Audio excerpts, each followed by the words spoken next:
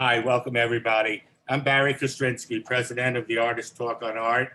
This is the ATOA, Artist Talk on Art, and our 66th virtual open studio. These are our virtual talks in response to COVID.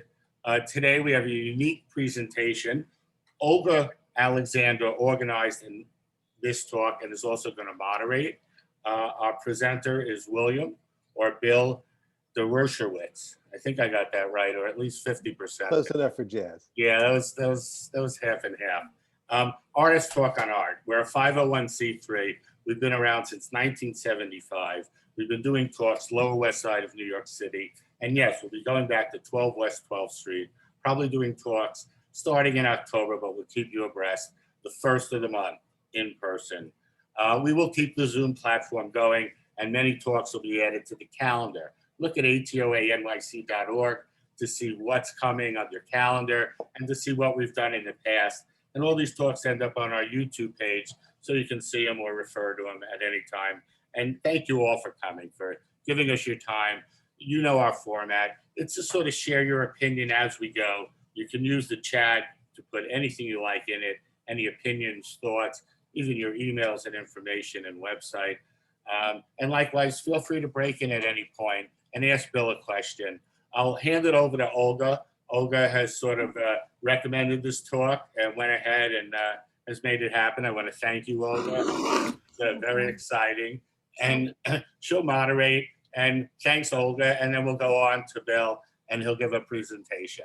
No, thanks, Bill, for having us on, and Bill for agreeing to do this. The Death of the Artist is the best kind of catch title that I've seen. It attracts a lot of attention.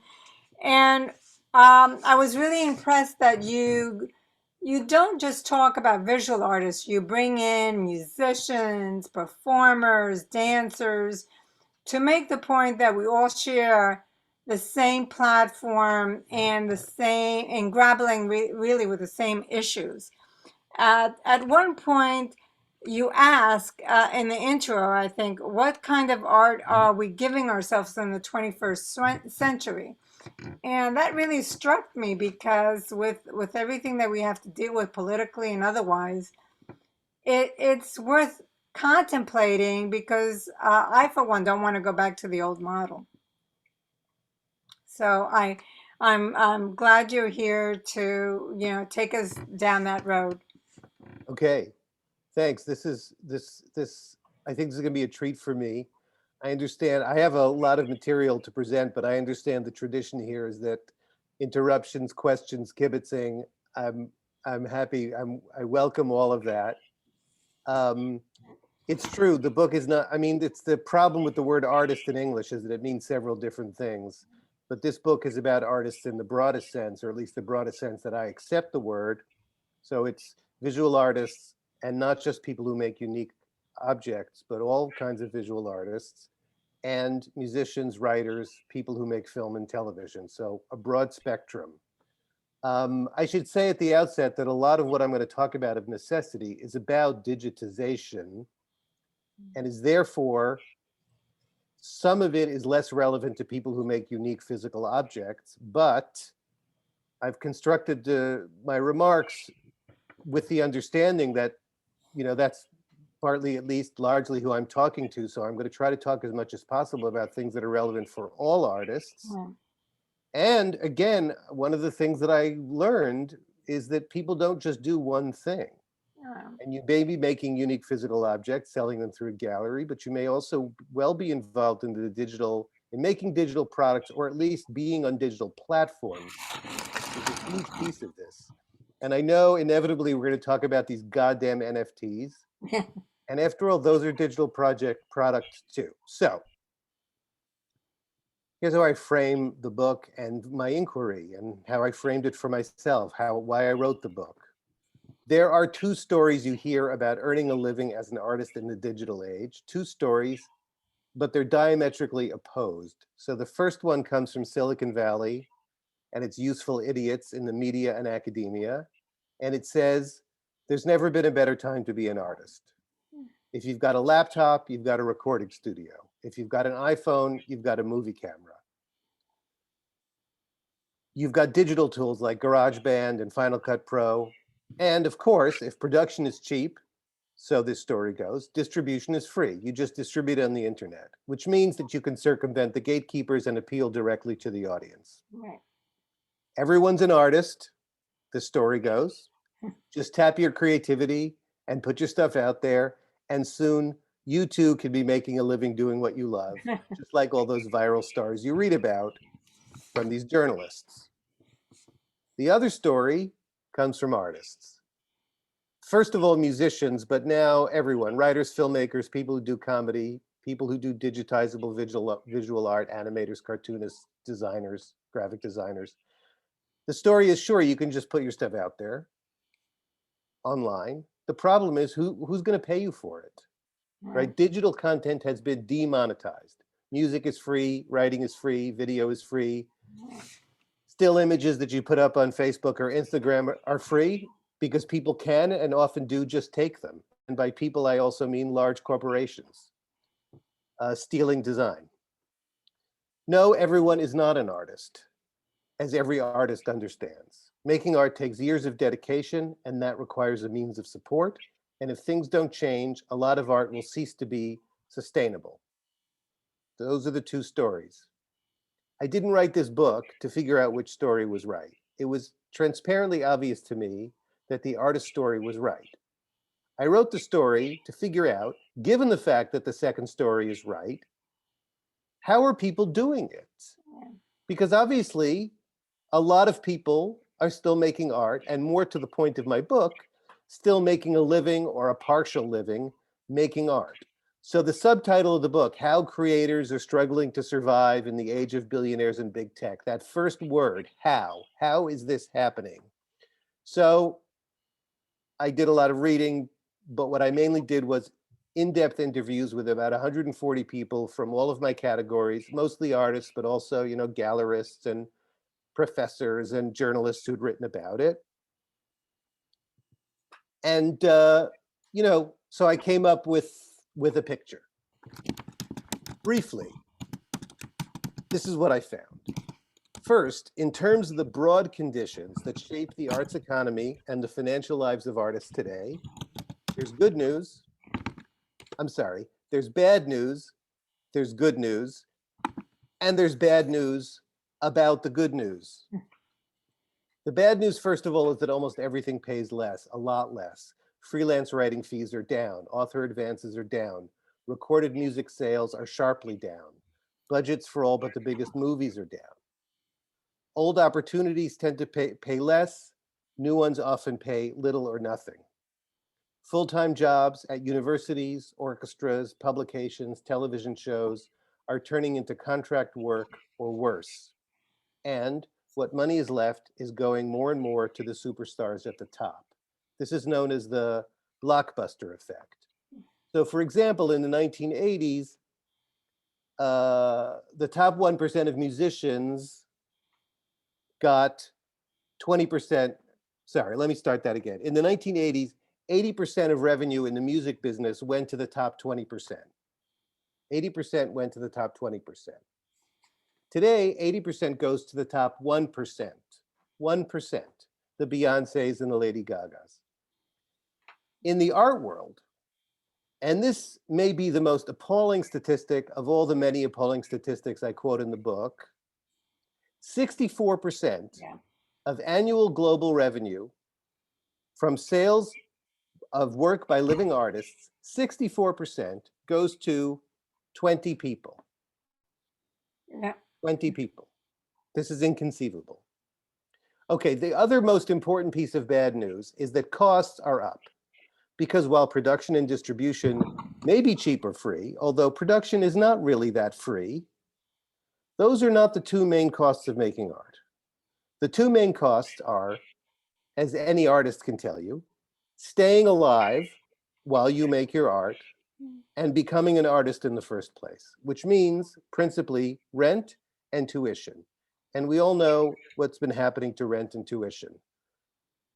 Median rent since 2000 is up 62%.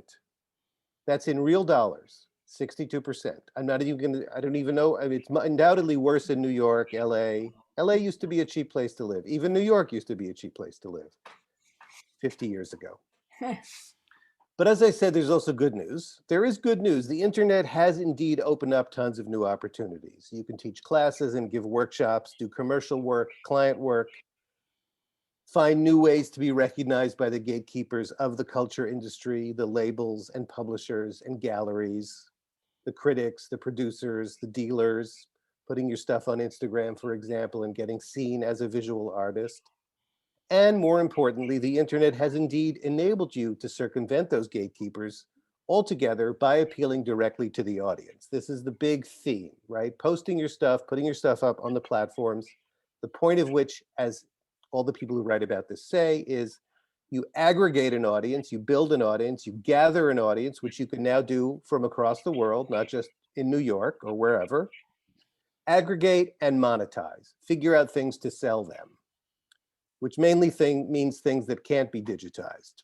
And one of the most important ways to monetize, certainly for young artists, is crowdfunding. Right. Kickstarter and Patreon, most of the artists I talked to were younger, under 40. Virtually all of them used one or both of those platforms. But as I said, there's also bad news about the good news, and it also comes in two main parts. So there are tons of new opportunities, good. There are also millions of people pursuing them.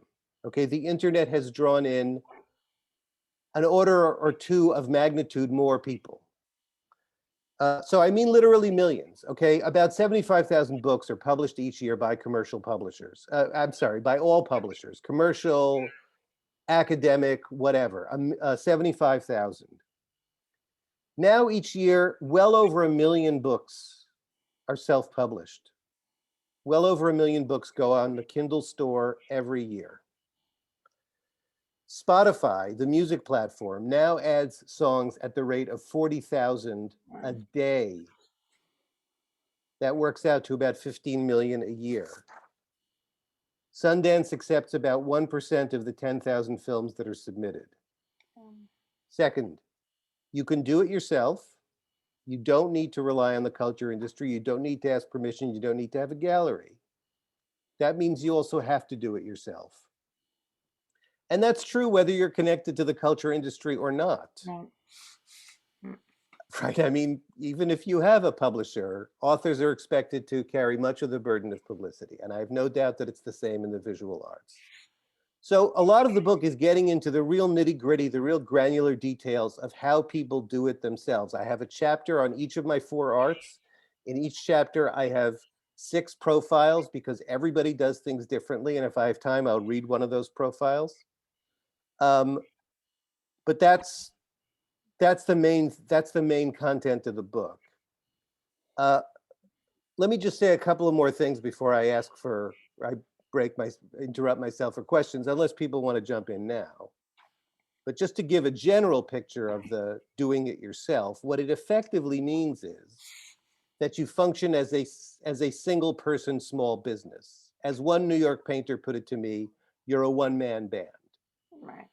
So you're a musician, you plan and run your tour, you're a filmmaker, you organize the film shoot yourself, you ship and invoice artwork, handle clients, chase down payments, and so on and so forth. And also strategic thinking, managing your brand. I know nobody wants to think of it that way, but it's a reality. Managing your brand, diversifying your product lines.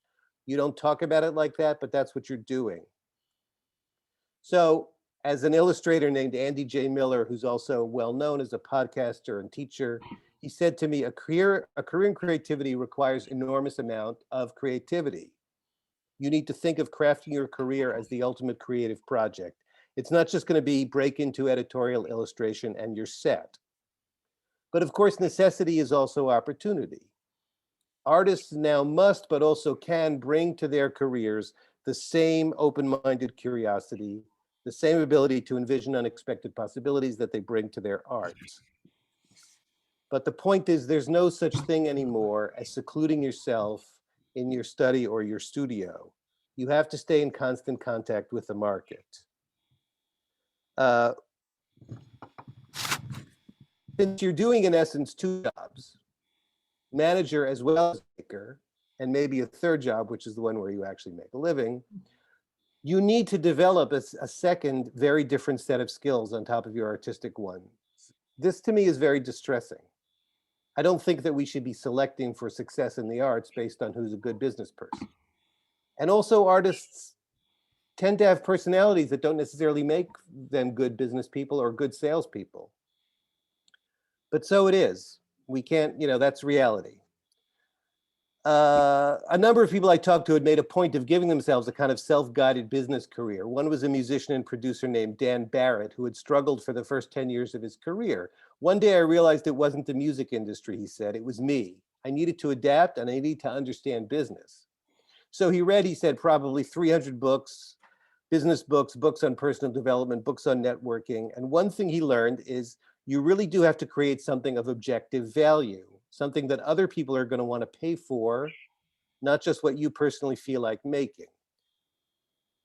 But he also learned, as he put it, that most people are not entrepreneurs. They tend to launch their business, I love this, they tend to launch their business in, quote, an entrepreneurial fit, a spasm of discomfort or passion, but aren't really cut out to run it. It's alarmingly democratic in that way, he said. To be a professional musician means that you're a successful entrepreneur, and most businesses fail. In other words, it's no more reasonable to think that every artist can become a business person than it would be to think that every business person can become an artist. So that's the first part of what I wanted to say. Olga, anyone Bill, else? I just want to interject here. Kate said, which goes against the marketing avenues that you suggest that are out there, goes against the temperament of so many artists, which is true, but yet they still have to learn about it. What I find very interesting is a quote that you have in the book that says, art and artists must be in the market, but not of it. And that is it's so conflicting. You can't navigate that. And I know it's true because, for example, when I reached out to get funding as an entrepreneur in the arts, they didn't want to deal with artists unless they did a project. And you called it social work, which is really what it is. But it's not for long term. They're fine. There are avenues that you could tap in for projects, but this is not sustainable. So that's also the problem. It is absolutely the problem. I mean, in general, it's the nature of artistic work that it's one at a time. It's project by project. Or, you have a gallery show and maybe it goes well, but the momentum almost never sustains itself.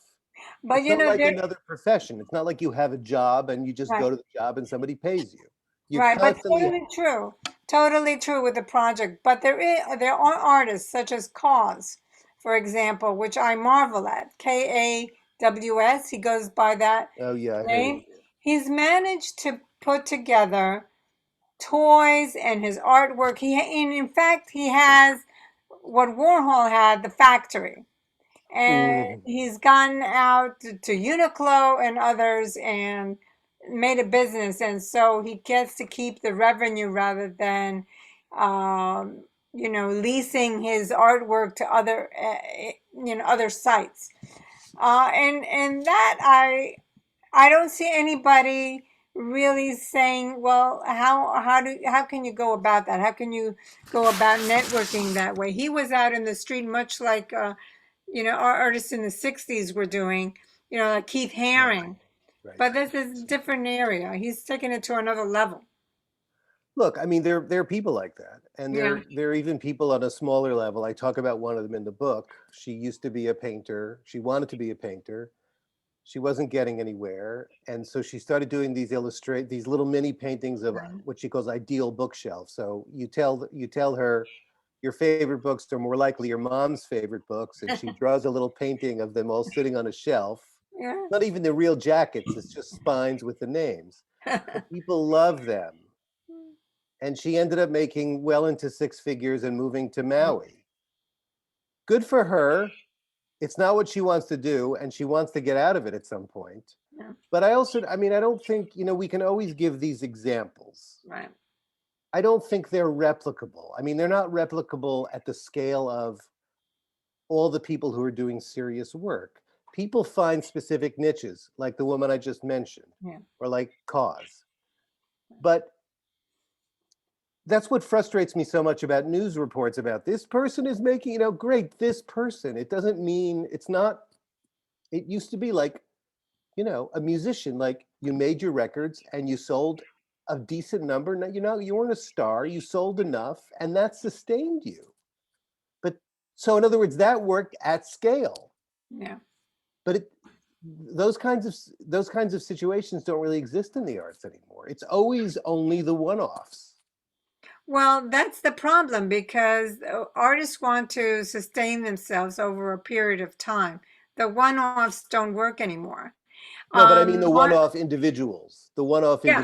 who think up something. Right, Good exactly. for them. Yeah, exactly.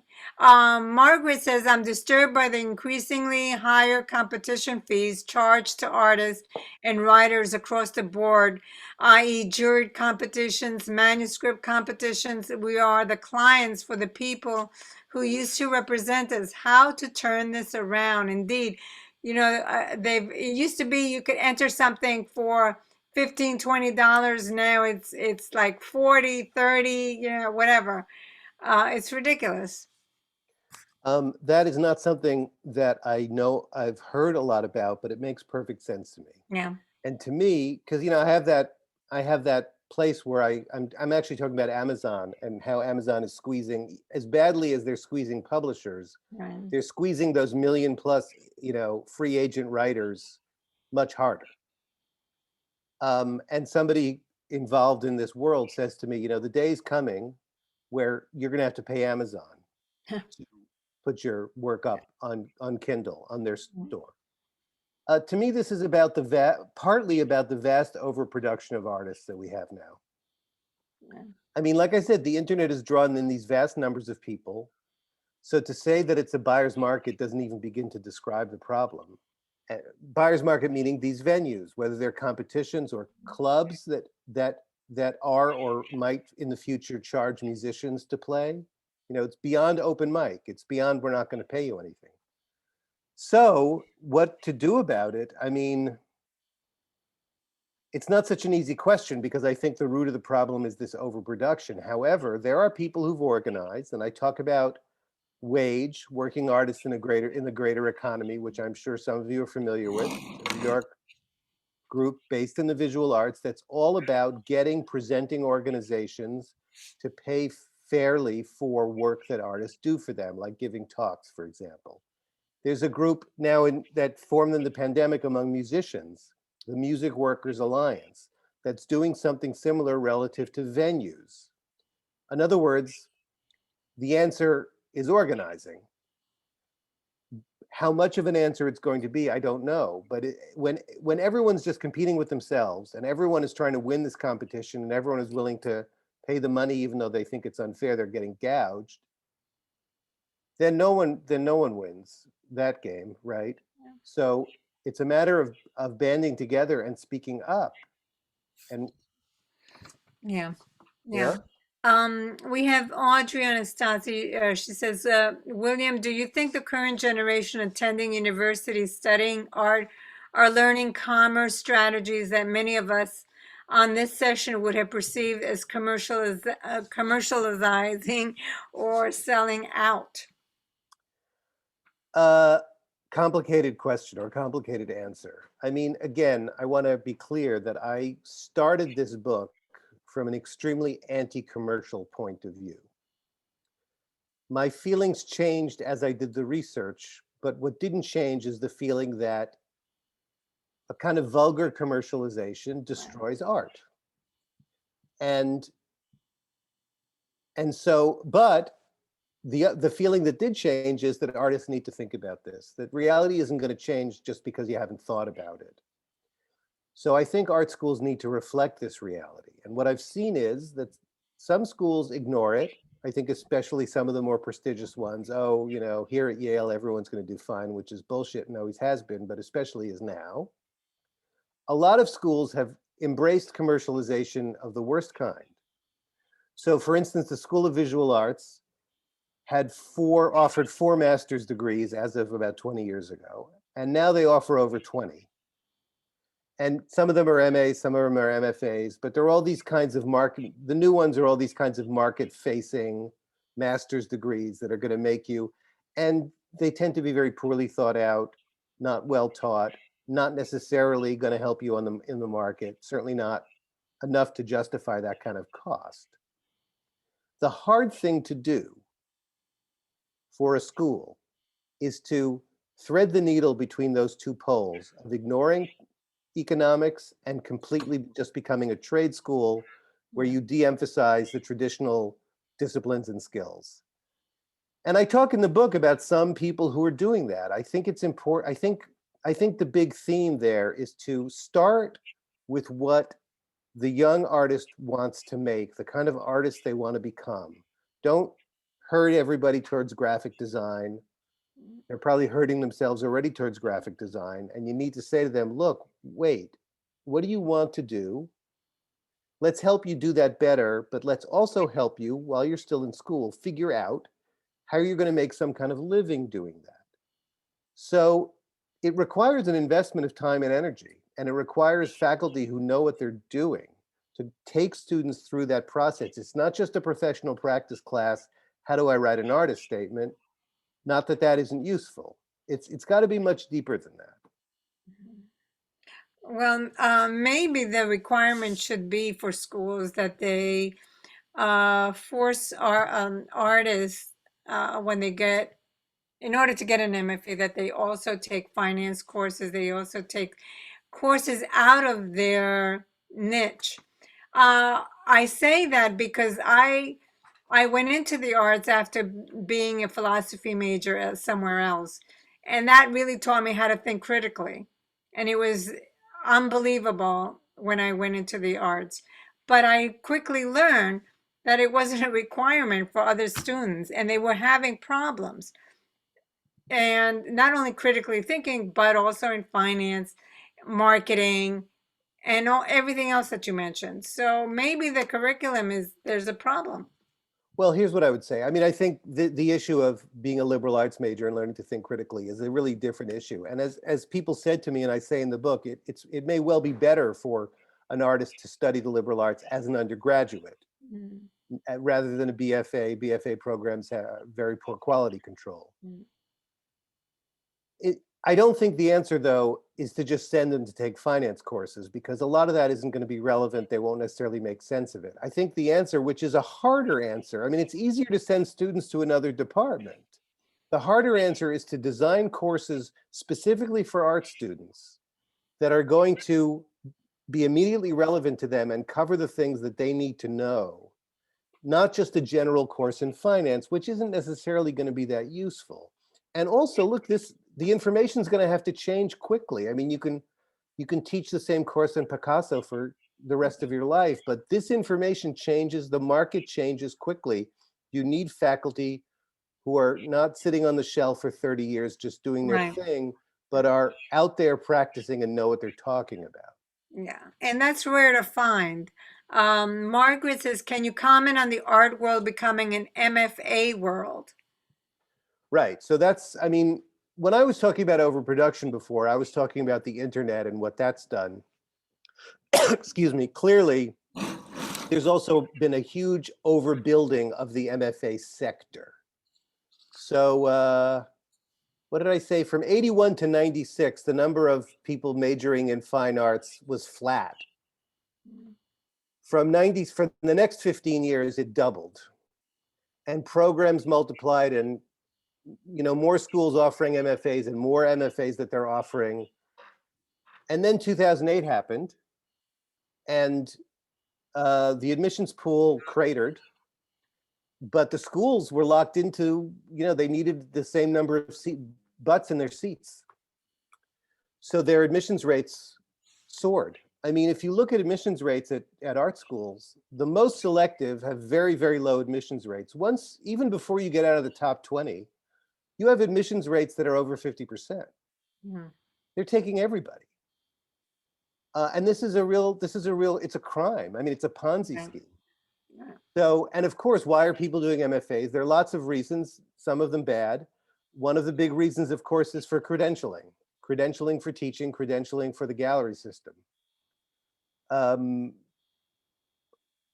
think in retrospect, that's a big problem. But Yeah. there's so many institutional interests involved in keeping the system going. It's true. True.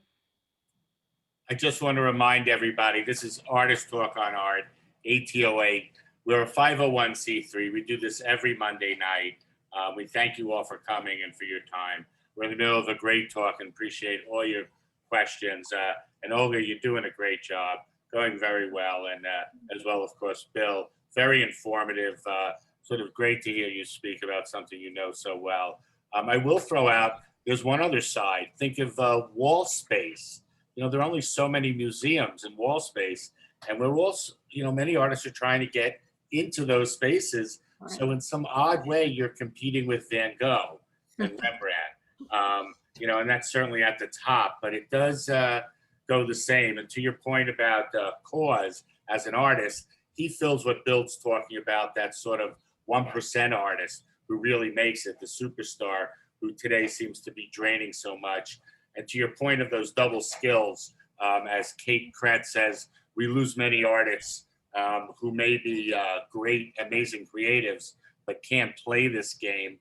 Jeff Koons can play this game. That's obvious. But he also has, and many critics say this, an incredible artistic side. That's your choice to decide. But he certainly can play this game, and so can Murakami, and oddly enough, so can Ai Weiwei, in a sort of outside way. But these are unique superstars that then drain from the middle class of art, if they're of artists. I hate to refer to it like that, but it has been like the capitalist system, a stretching, a bipolar stretching of the very few have and everyone else who sort of cannot make a living, you know, challenging. Yeah, look, one of the biggest themes in the book, that emerged from my research, is exactly the destruction of the middle. And I'm comfortable saying middle class. I know it implies a certain set of values that are antithetical generally to artistic values. I don't mean the values of the middle class. I just mean, basically, I mean not having to live hand to mouth. Right. Being able to afford a decent place to live, healthcare, send your kids to college, go on vacation every once in a while, not work yourself to death. Just as in the economy as a whole, but especially bad in the arts, that middle class is getting hollowed out by exactly what you just said, Barry. The way the internet, and maybe some other factors too, what's happened to the gallery system, the Gagosians, you know, that, I mean, there's that kind of consolidation in all industries, you know, it consolidates towards these few players at the top. So you get this barbell, right? You get a few superstars, a huge number of sort of immiserated working class artists. I mean, all of the artists I interviewed are making a living from their art, but a lot of them are not making much of a living. I mean, some of the younger ones especially are barely hitting $30,000. And then that middle to me is the lifeblood of all of the arts. First of all, it's where all the serious artists who either can't or won't sell out commercially and do the Jeff Koons thing or whatever, where they are. It's also the relay point between the bottom, the filters at the bottom, the young artists who show up in Queens and try to get a toehold, and the big names who make it to the museums, including the admirable ones. That's the relay point. It's not just the individuals that are getting taken out of the middle, but also the institutions, those mid-tier institutions. What am I about to talk about? Mid-tier galleries. It's the mid-tier galleries that look for the artists at the pop-up spaces and the artist-run galleries and give them a chance, give them their first few shows, and then maybe Gagosian poaches them. But they're the ones who, or they stay at that level and they're able to have that middle class life, which means that they can be continuously productive throughout their development, their lifelong development as an artist. And I can multiply examples across the arts: indie presses, indie labels, small music venues, et cetera, et cetera. Yeah. Well, Bad Weingold says, can you talk about Kate Kretz's comment on the big secret that most artists have other jobs? And that's really relevant because it brings up something that you mentioned briefly in the book about learned helplessness. And I think maybe that's an issue on for artists also, because they have a responsibility as well. Can I further make a comment about my comment? What I was thinking about is that back in the 80s, when I was in grad school, I remember at the time a lecture, I think it was from the director of the Whitney, had come to, I was in Buffalo, New York, and we were at the Albright Knox, and he was commenting at that time that 1% of you are going to make it as an artist. This is back in the 80s. I mean, we've been talking about the same thing all these years. It doesn't feel any different to me, at least. And you learn along the way how you're going to, I sell art, but I can't make a living at it. And, but I made some choices and reasons because I didn't want to do that particular type of work and be railroaded into that particular type of work. I wanted to do these installations. So I made a determination of how to support myself outside of that. So, but it feels like the reality of this 1% has been going on for a very long time. This doesn't feel like anything new to me. Does it seem like something new to you? Does it seem like it's gotten worse? I guess that's my question. Over this time, it just feels the same to me. Well, so again, it is true that people who the whole field of unique physical objects is different from the vast majority of arts that now produce what we unfortunately call digital content, or content that can be digitized. So in important ways, the economy for painting and sculpture and so forth is different. There's no question about it. And so the odds may not have gotten as much worse as they used to be.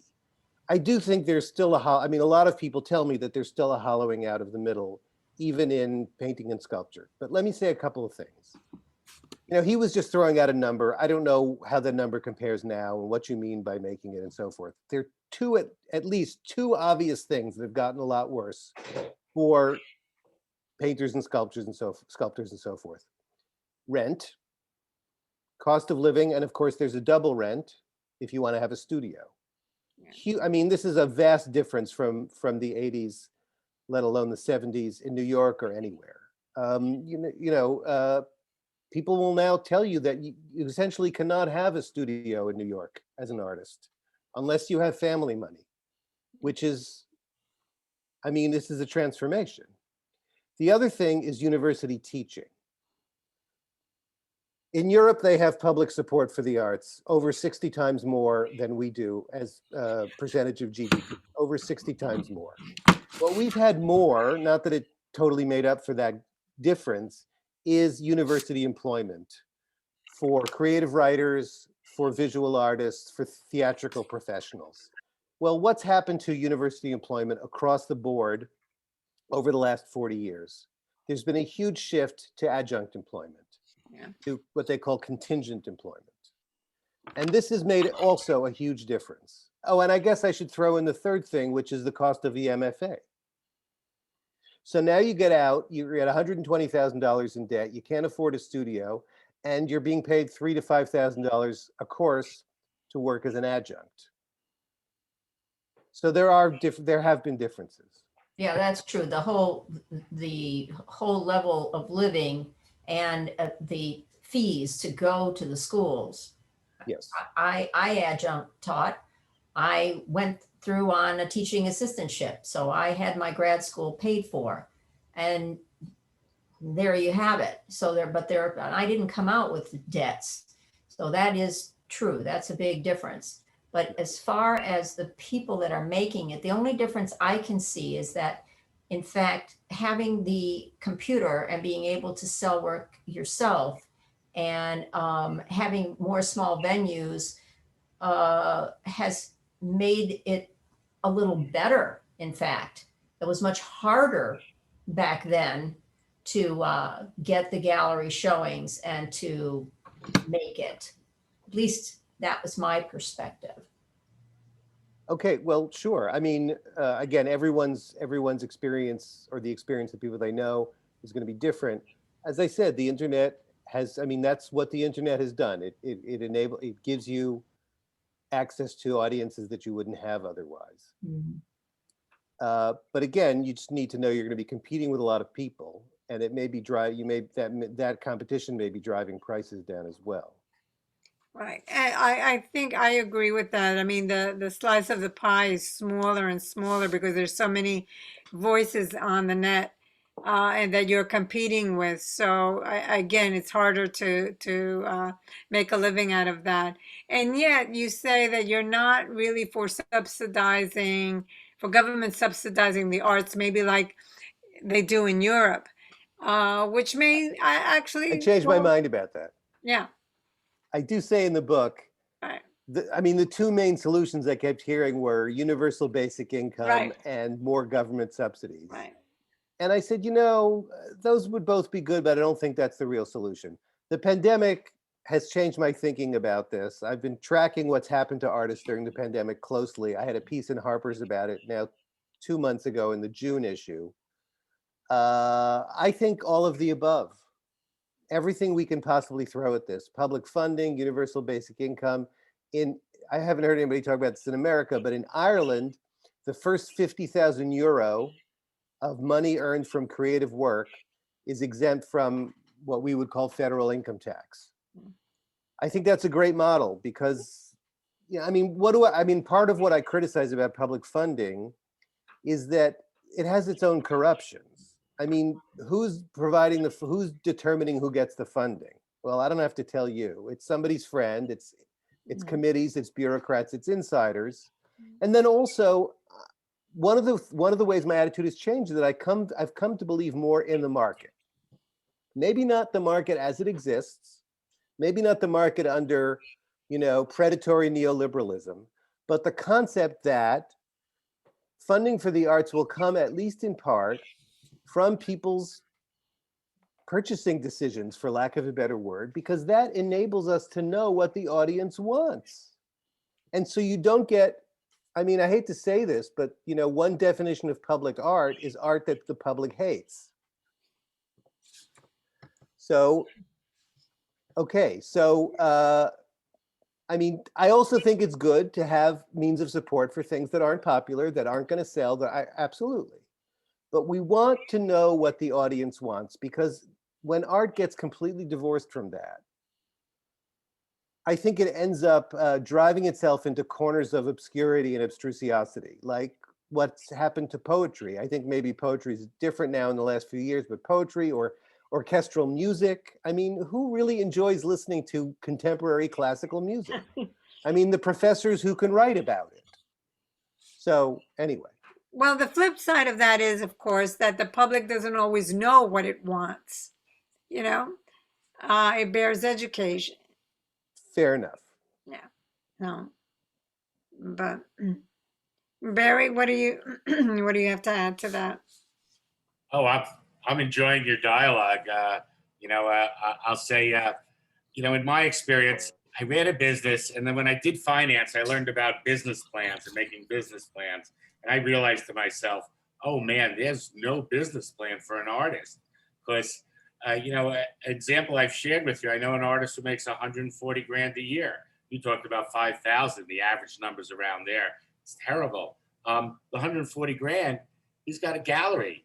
He gets 70. He does have a studio space with people who help make his art. What does he end up with? So he's always on the edge, and it sort of parallels what happens to most Americans as well. They're on the edge and they only have a few months. harder and harder. And a lot of artists work big. And then what happens? Where do you put your art?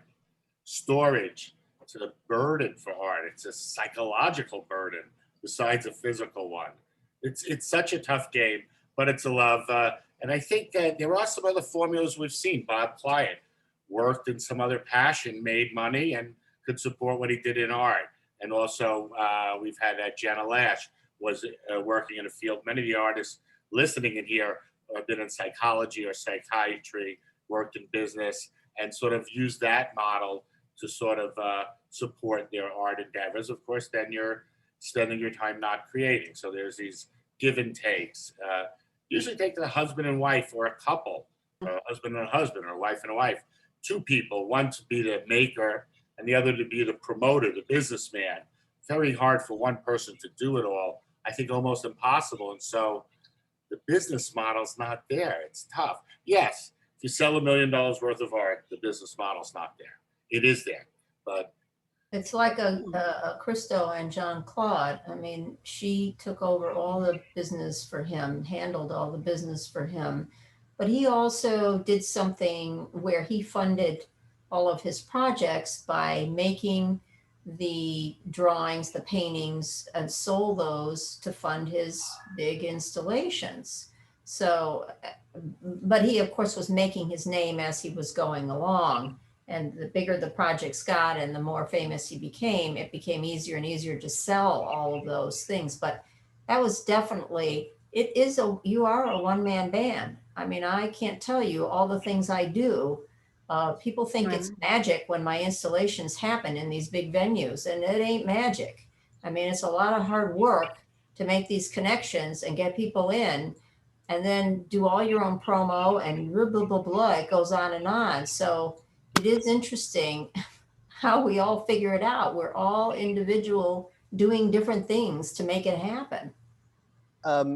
Maybe I'll present a little bit more because I think this fits in well with what we were just talking about, and I think will maybe provoke more interesting reflection. So I just want to read you one of the mini profiles. I said I have half a dozen for each of my 4 arts. This is someone who does painting as well. Mainly she does illustration, but it's a very interesting story. Lisa Congdon, one of the stars of the online illustration world, had never been interested in art. In fact, she'd never even picked up an implement, not even as a kid, she told me. Then at 32, she signed up for an art class that her brother had to take just so she could spend some time with him. Suddenly she caught the bug. Her sister had started a blog. This was in 2004. So Congdon did too, posting her work there as well as on Flickr, an early image sharing service. People started noticing her stuff. People started asking to purchase her stuff. People started wanting to show her stuff in their shop. Something inside of me was like, she told me, I could potentially make money from this. She started going part-time at her job, and she had a good professional job. I think she was making 6 figures. Started going part-time at her job. Then in 2007, made the leap to self-employment. It was, she said, really scary. I would go to my computer every morning and just say a prayer that there would be some way for me to make some money waiting there. A potential client, a possible collaborator. She worked frenetically, 12 hours a day, often 7 days a week. She would wake up at 7, reach down to grab her computer off the floor where she had left it the night before, have her girlfriend bring her coffee in bed, and work all day. Actually, she said to me that she would stop for dinner. She didn't say she stopped at dinner. She said she would stop for dinner. The more work she put out, she figured, the better her chance to be seen, and any moment that she wasn't working was a moment wasted. I think that's a very familiar feeling for self-employed people. In 2008, this is now 4 years in. In 2008, it's 3 years in, 4 years in. In 2008, she got an illustration agent. In 2010, her first book contract, her first gallery show, and her first regular illustration jobs. In 2011, she hit what she called a tipping point. The work was pouring in. Publishing, licensing, teaching, speaking, client work, sales over Etsy. She was working on as many as 15 projects at a time, saying yes to everything, and was back to making as much as she had at her job. At that point, she said, I didn't have to say a prayer anymore. The blog was key to her success. She posted every weekday, not only images, but long reflections on her art and life. She spoke candidly about her age, her sexuality, her struggles. Getting readers to become interested in you as a person, she told me, is essential to building your brand. People are looking for inspiration, she said, and her story, which she said she got really good at telling, was very inspiring. You know, somebody starts late, a woman starts later in life, she makes it. The secret to online platforms, she also discovered, is shareability. Facebook's algorithms are criticized for rewarding engagement with increased visibility. The more people follow you, the easier it is for still more to discover you, which is one of the key drivers of the blockbuster effect of virality. But she decided early on to take advantage of that. She figured out who her audience was, mostly women, mostly between 30 and 60, and what kinds of questions they'd respond to, what kinds of keywords in the header of a blog post. Some of her posts got tens of thousands of shares. She incited conversations, replied to comments, issued calls to action like, it's Mother's Day, go get your mom a gift, and was unabashed, she said, about directly promoting my work. As of November 2019, the last time I looked, just before the book went to press, she had 102,000 followers on Facebook and 334,000 on Instagram. At first, she told me, she suffered from, quote, incredible imposter syndrome. Real artists, she thought, were people who had MFAs. She had only gone, as she put it, to the school of Lisa Congdon. But her first studio, outside of her coffee table, this was in San Francisco, was in a space she shared with lots of art school graduates, and despite her trepidations, they embraced her as an equal, even eventually asked her to critique their work. Quote, they understood that there are many different ways to be an artist. The other issue that she was grappling with, that she continued to grapple with, is whether she is, as she puts it, a sellout. What does it mean to make work that's decorative, not conceptual, lowbrow as opposed to highbrow, as she put it? What does it mean to be an artist who makes stuff for consumer goods as opposed to making art for art's sake? What does that say about me or who I am or my talent? But by the time I spoke with her, which was in 2017, she had come to see those alternatives as simply representing different choices. Plus, around the time she started rather, figures like Shepard Fairey were becoming models for a more commercial way of being, quote, a respectable artist. Then she said, I became a model for it for other people. In 2017, after 10 years as a full-time artist, Congdon published a post on her blog. Her blog was called Today is Going to Be Awesome, Inspiration. But the title of the blog was On Self-Employment, Workaholism, and Getting My Life Back. In it, she confessed some things that she had hidden even from herself for many years. By 2011, the year of her tipping point, she wrote, she was already suffering from chronic neck and back pain, as well as almost constant anxiety. Her relationship with her girlfriend was also suffering. But despite the warning signs, she pressed on. I told myself, you can do this, you can work fast, you don't need much sleep. Meanwhile, she explained to me, I wanted to appear as though I had it all together. People looked at me from the outside and helped me out as someone who managed to do all these things and do them with a smile on her face. But by 2016, she wrote, I hit bottom. I was strung out, uninspired, anxious, and in chronic pain. I was miserable. She had finally had enough. Now, a year later, the time I talked to her, she'd managed to relearn how not to work, how to slow down, how to set boundaries, how to read more than a paragraph at a time, how to enjoy the things she used to love to do when she was younger, how to make art at something other than, quote, daily Instagram speed. How, in short, to have a life. It's not glamorous to be busy, she concluded her post. It's just exhausting. And I'm done being exhausted. Wow. Wow. Amazing. That's amazing. I think a lot of people who go down that marketing route have experienced that.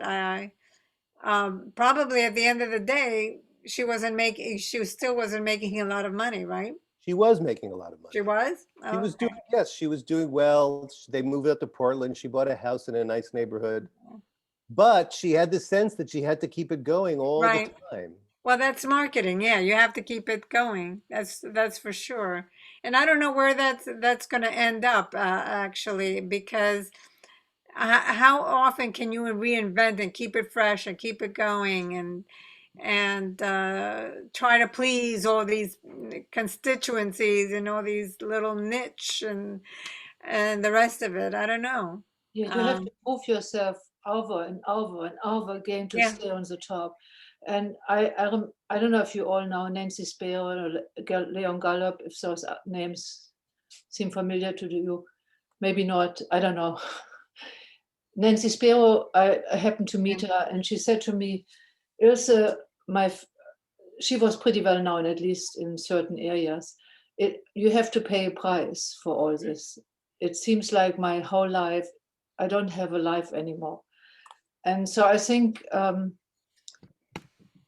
I think to get up there, me personally, it doesn't interest me that much. I like to make money, but I don't want to be famous or anything. It's an illusion anyhow, because there are only a few people who are geniuses who stand out in this world, you know. I mean, I want to make my money, but I don't have any ambitions to be very well known or this or this. I never had that ambition. I don't know if that's wrong. And the other thing I wanted to say, when I went to art school, there was, my teacher said also to us, there's only 1% of you guys who is going to make it in the art world. But for the reason he said, it was not because of the business aspect. That's one thing. He said it because of the perseverance, because a lot of, you go in the art world, you have all these dreams and illusions. And I see today people who start art late, they feel they're Van Goghs or whoever, you know, they have this dream which is not there anymore. That is a dream, you know. And so I think that's why some artists just cannot make it too, because it's the perseverance of it, it's the disillusionment.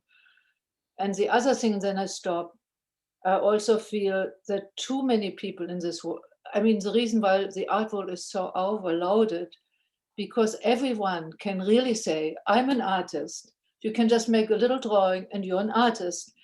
But I think if you're a psychologist or if you're a teacher or if you have to learn something in order to get to that point. If you're a doctor, you can't just say, I'm a doctor and you didn't learn anything. So I feel a certain slight resentment, but I don't know think if it's fair.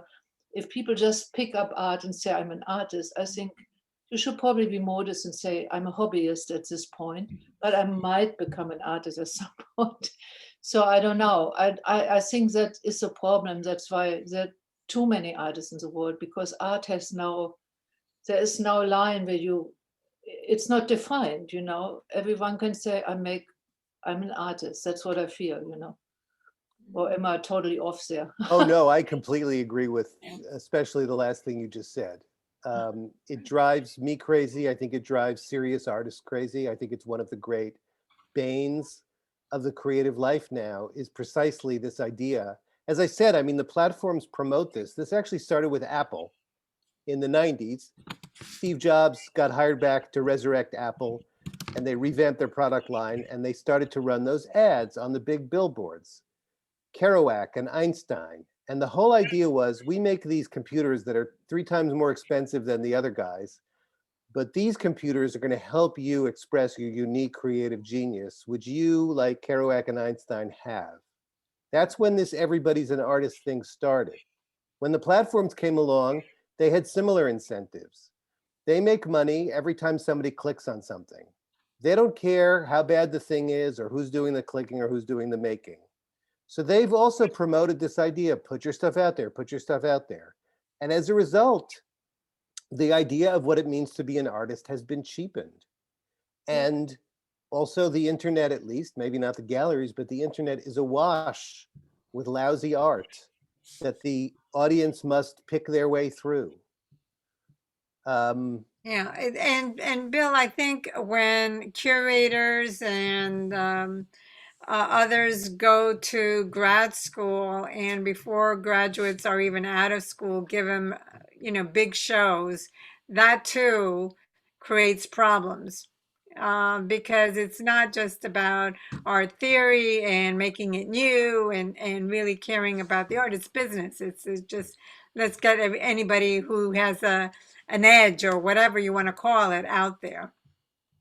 Oh, listen, and this is, I didn't have room to talk about this in the book, but people talked to me about this. I Yeah. mean, I guess this started sort of maybe in the early 2000s.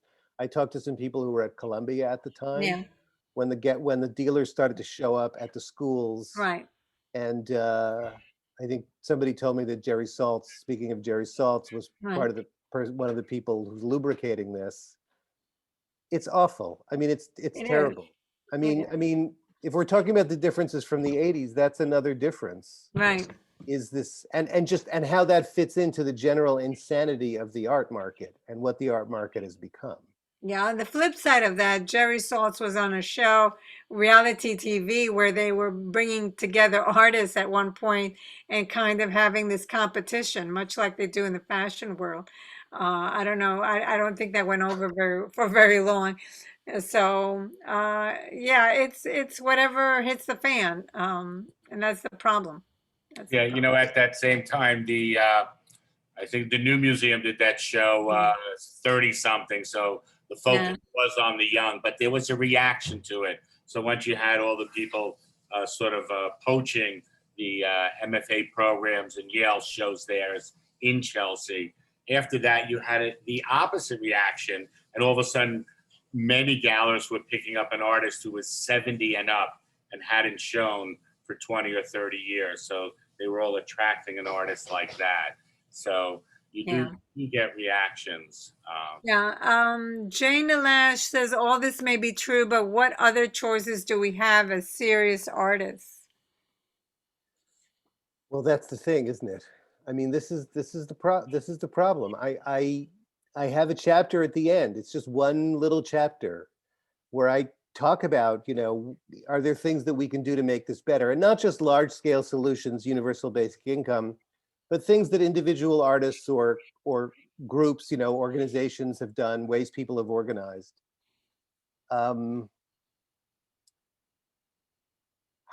Believe me, if I had a good answer, I would tell you my good answer. Yeah. Omar is asking, are you saying that untrained artists like Basquiat are not legitimate artists? No, I definitely want to make a distinction between, when I say real artists, I'm not talking necessarily about people with MFAs or people with formal training. And there are people like Basquiat. I mean serious artists, people who dedicate themselves, to me, it's someone who dedicates themselves to the work, who, if they could, would spend all their time doing it, who have a sense of exploration, of sort of needing to get better on whatever terms that means for them. I'm going for something. It's not just a hobby. It's not just dilettantism. Someone who's aware of and respects the record of creation in their field. Some of these sort of self-described artists, they have no idea, I hear from writers, people want me to read their work. It's like, they haven't even read anything. They just want to write, they don't want to read. This is what I'm talking about. And I'm afraid it's not just the internet, it's also a lot of these, maybe not MFAs, but maybe undergraduate, like writing courses. Writing courses have become a huge thing in colleges. So it's encouraged this idea. That's what I mean.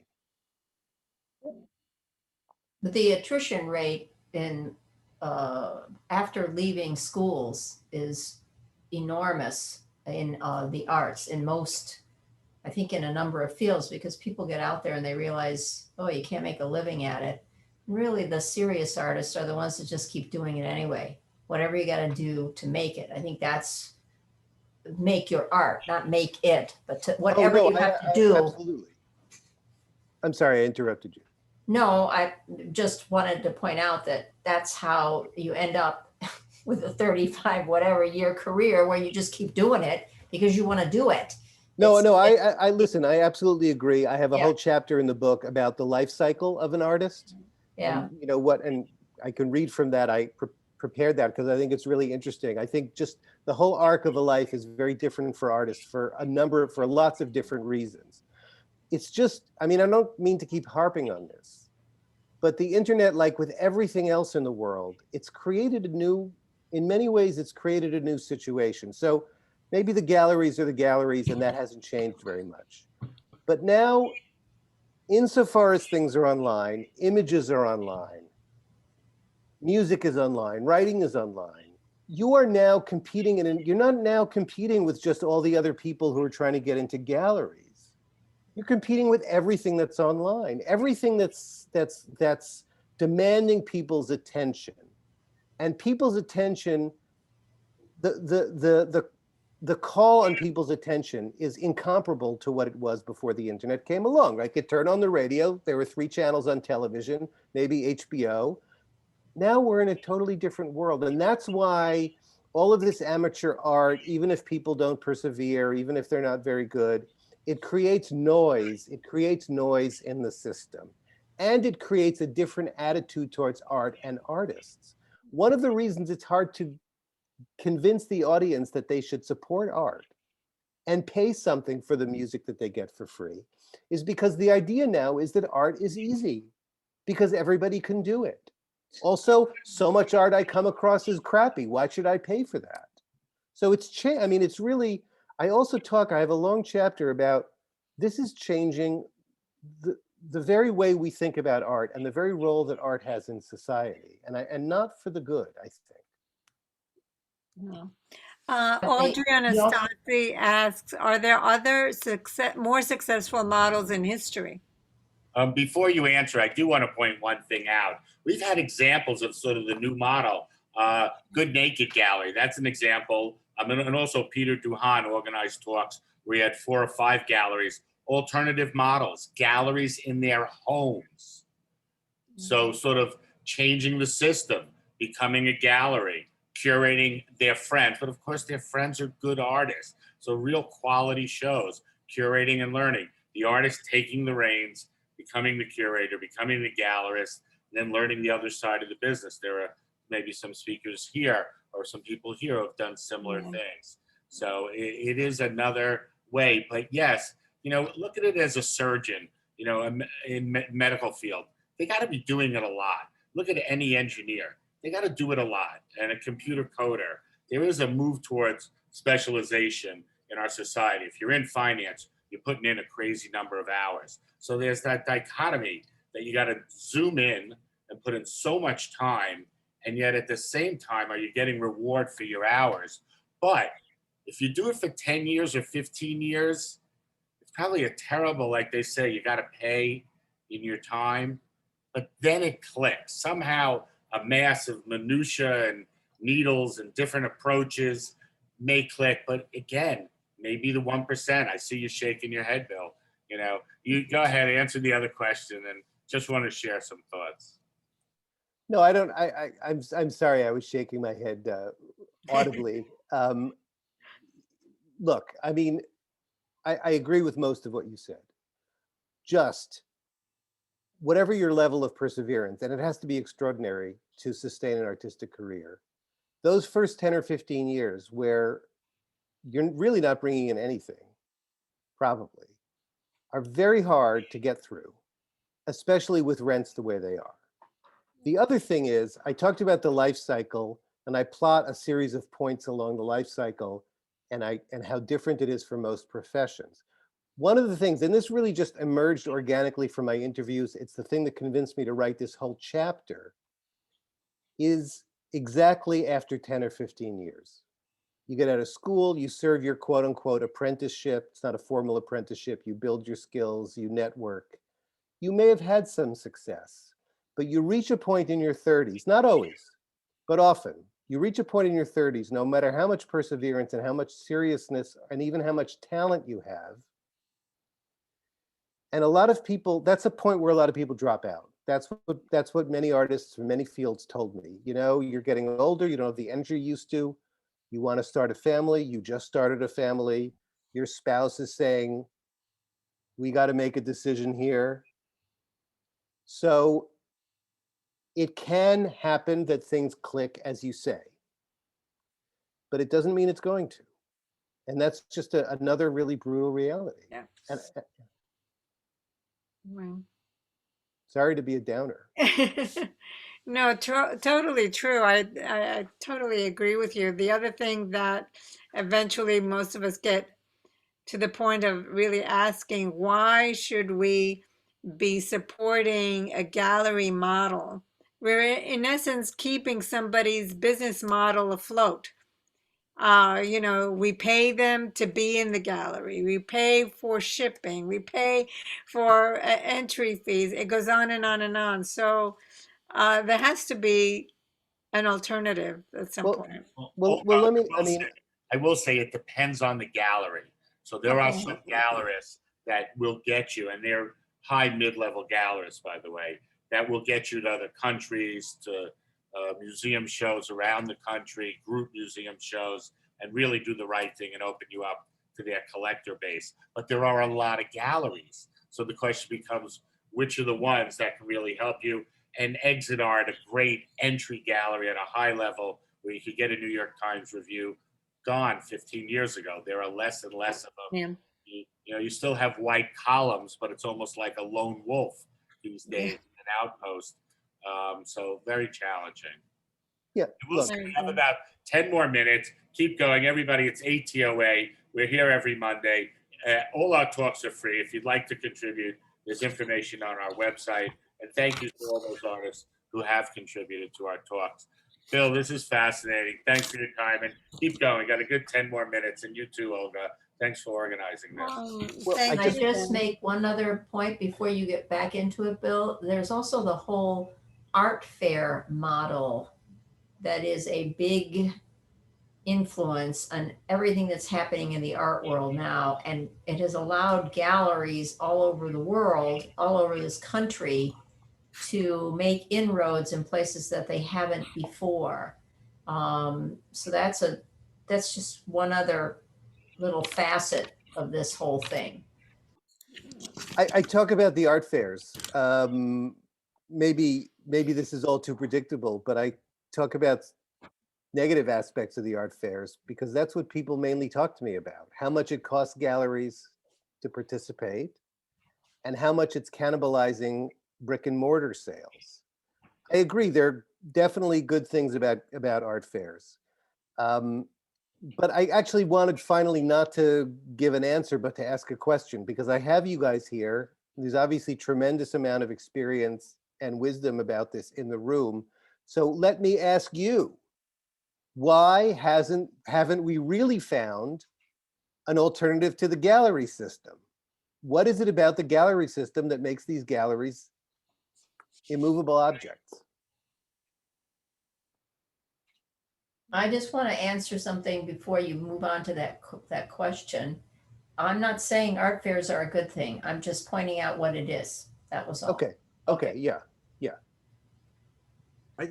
I think what your question, I think it's brainwashing. I think we don't realize we're in the box and we're all sitting in the box and we don't realize we're doing it. I mean, this whole conversation has been about how intransigent the art world is and how we can't break out of it. I think we just have to walk away from it and start something new.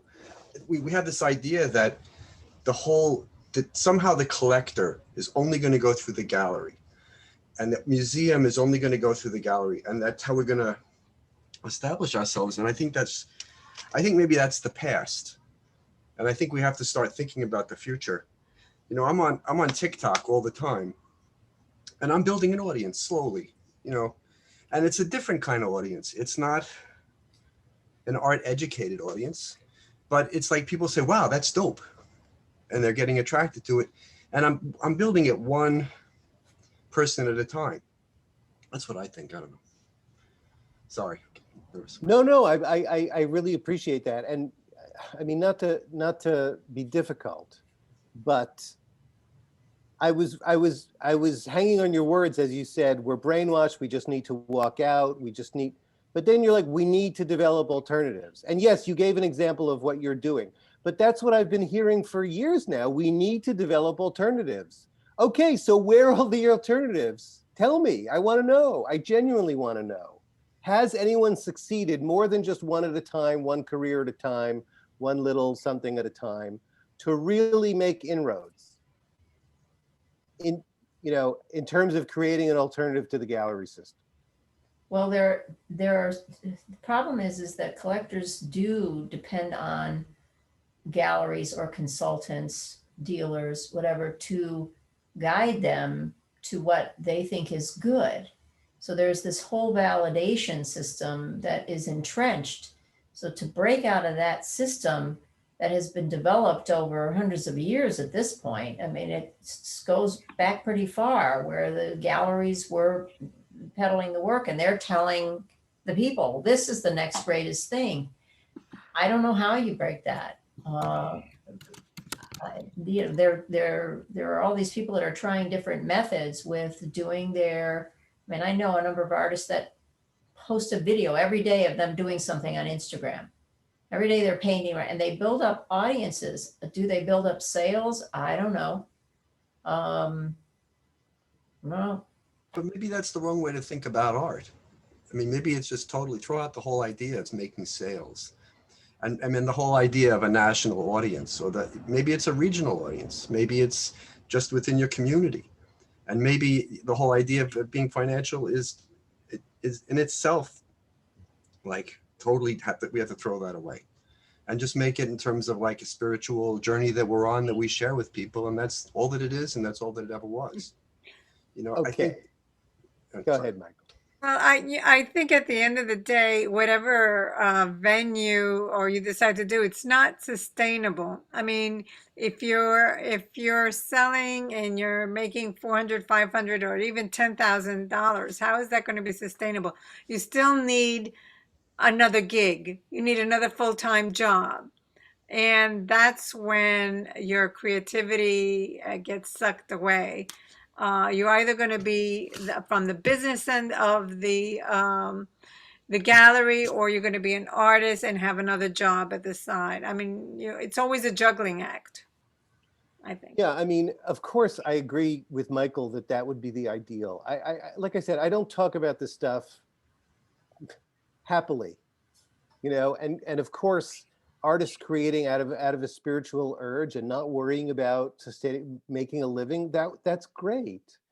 But it really doesn't. I mean, people have to eat. So in a situation like that, I'm not saying this is true of you, Michael, but in a situation like that, what it often means is that the people who can create are the people with money, the people who have access to money, private money. Or as you say, Olga, you try to do your best, but I mean, it eats you up. People asked about better models before. I have this chapter in the book where I talk about 3 stages that lead up to the stage, not lead up to, but that precede the stage that we're at now. So the artist is artisan, Renaissance, and earlier, supported by patronage. Then we go through this revolution in the late 18th century where art becomes art with a capital A, frees itself from patronage. For the first time, artists can express freely and not just do what the Pope wants them to do. Can I say something? Wait, let me just finish. Financially, I call that the age of the Bohemian. That's when the idea of Bohemianism arose. So what was that model? The model was you stay on the fringes of the market. You keep yourself as far removed from the market as you can by living as cheaply as possible. That worked great all the way through the middle of the 20th century, in some places for some people, even into the 70s. But it depends on being able to live cheaply. Where are you going to do that now? What do you mean, where you're going to do Where that? are you going to do that now in a place that's going to also sustain you creatively? You want to move to Idaho and make your art, and it's not going to cost you anything to live, fine. That's not really realistic either, because art happens in creative communities. Right. Where are you going to live cheaply? I have a brother who is a musician in Germany. He lives in Germany, but he really lives on a shoestring, but he loves it so much. that he's the happiest person on earth. I mean, honest, he can't afford a lot of things. And he lives very, very modest. And he does concert and makes little sums and has his own little band. But he's so happy. I mean, honest, he doesn't have much money, but he's the happiest person on earth. I mean, happier than I am. I'm so jealous, but he's not married either, so he doesn't have to take care of anyone. But Okay. So look, I mean, I profile people like that in the book. They're still. Oh, you did? I have to read you. Absolutely. I mean, Yeah. again, I'm not.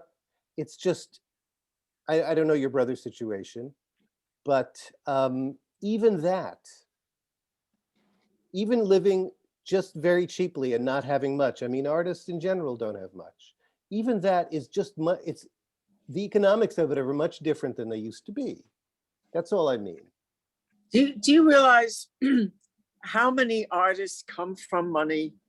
Do you realize how many come from either mostly family money? I think family money is the art world's biggest and best kept secret. You'll have to pull teeth to make artists admit to it. Now, I can tell you, I'm not one of them, but if I were, I would take it. I would have taken family money in a minute. Sure. But I think it's close to 90%. I really do. I've been in the game for a long time. And there's no way you can sustain a lifestyle with lofts, assistants, co-op apartments, a really nice life. Without having some kind of steady income. And it's been my experience that almost everybody I know in both levels of in all 3 or 4 tiers of the art world have some kind of steady incomes usually from family, but not necessarily.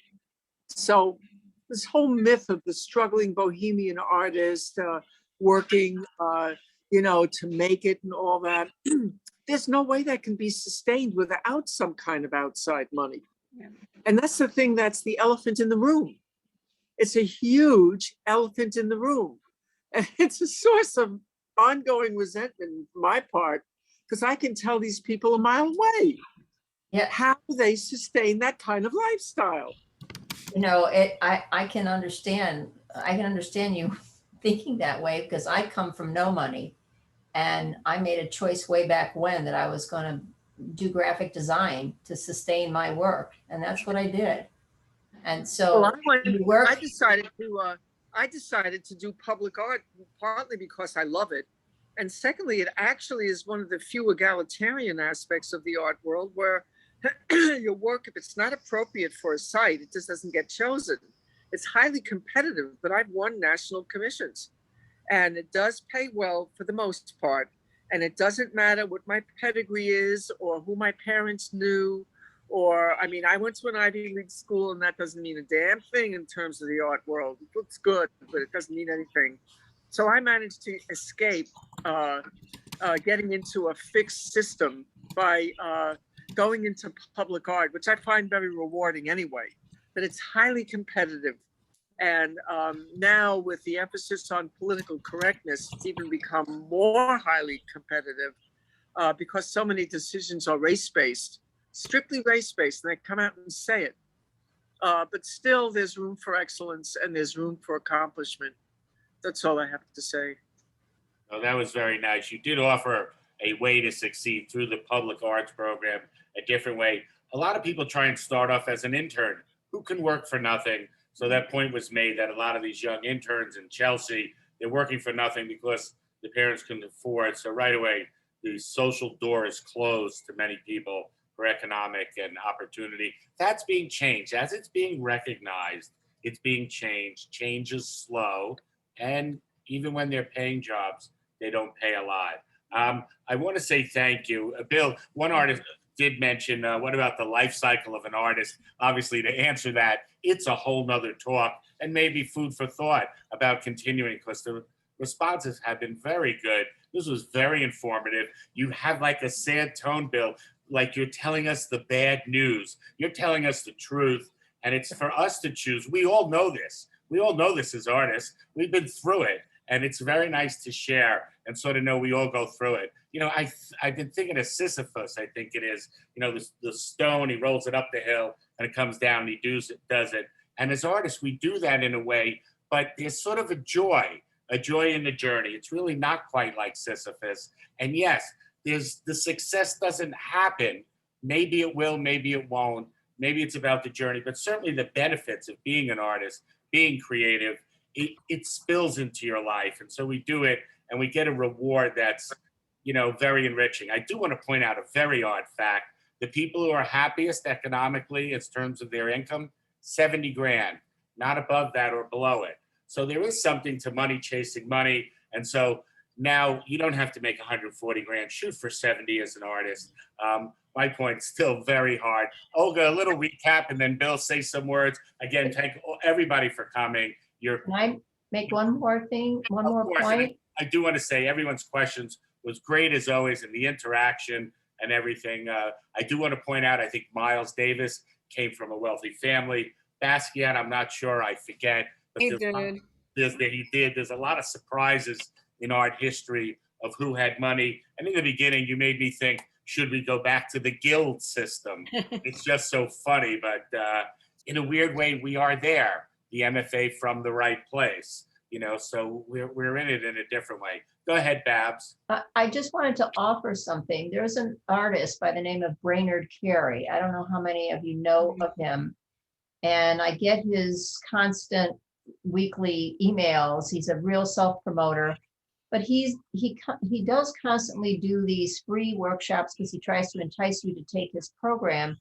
And he talks about all kinds of different ways to solicit money and get money. And he talks about these wealthy people that you could potentially, like he has one coming up in August, where you could get people who are millionaires, billionaires, this sort of thing, that donate all this money to the arts. They give money to the arts, and how you can get them, these kind of people, to support your art, and how you can go about to introduce yourself to them, research. He does offer a bunch of things. Now, some of it's good, some of it's not. It's just an interesting model that he has formed himself, where he's making money from other artists to tell them how to go find money, how to get people to support you. Well, that's his marketing. That's his marketing. It's his marketing, yes, but he seems very good at it. Now, like I said, it's even more than that. Brainerd has spoken, presented at the ATOA. He got into the Whitney. He tells you how you sort of like, yes. Like Michael said, you got to throw out the rules. You just approach directly. Got to make up your own plan. Attack on all fronts, Bill. That's what he did. Didn't take no. Sort of did put himself out there. Was vulnerable and made it. And yes, a lot of people then make it off their success or their book, but he did a lot of other things too. And, you know, I'm aware. It's on our, if you look at the YouTube channel, you can see his presentation. And I sort of mentioned it in our email, how it lines up with this talk today, Bill. Olga, a few words, and then Bill, and then we'll sort of sign off. Okay. No, thank you, Barry and Bill. Everything that you said was spot on, and a lot of food for thought. We didn't talk about the NFT, but that's a whole other ball game. So, you know, at this point, I'm ready for a glass of wine, and I think everybody else is too. So, but thank you, and thanks everybody for contributing. Thanks, Barry. Okay. Yeah, I just want to say thanks, and I've learned, I continue to learn about these things and rethink, and things change. So thanks very much, and I'd love to hear from people. I'm easy to find online. Yeah, my email's on my website. Just search my last name, you'll find my website. Thanks very much, Barry, Olga, everybody else. Thanks, and like we do for all artists, we applaud you, Bill. Thank you very much. I really appreciate it. Thank you. Welcome. And I think that gets at the core. There are rewards that are financial.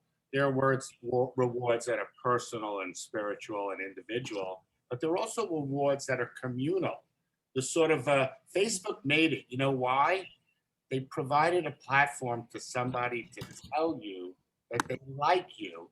And that's the most important thing you want to hear in life, is someone likes you. That's why they're a $100 billion company or whatever they are. And we as artists, like getting together here and talking and sharing and liking the other person and the applause, it may sound silly and childlike, but we sort of support each other and give sort of free juice, free sort of gasoline for our fire that we know is a tough fire to fuel, brings debt, ruin personal relationships, but it's our passions, and passions can be the greatest thing to follow, or Icarus flew too close to the sun. Maybe we do, but maybe that's our journey.